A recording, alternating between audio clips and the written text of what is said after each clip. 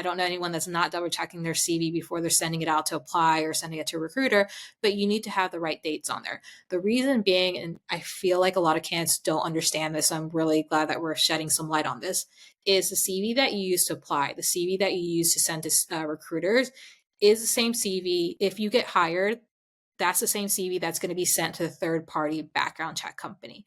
Now, Mm. what's going to happen is they're going to use a CV and they run titles and they run dates. And what happens is these background check companies, it'll either be a green check or, a red X. So where your title is, let's assuming you're, VP of ClinOps, that checks out green X.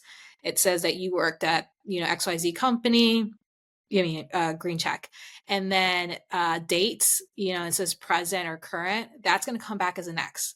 I Yeah. have unfortunately been in a situation where the candidate, did that, wasn't transparent to me that they weren't working. And the client came back and said, oh yeah, by the way, the background check failed. Like we're pulling the offer. And I was so surprised. I was like, what is happening? What is happening? So I called the candidate because like the client didn't give me much context.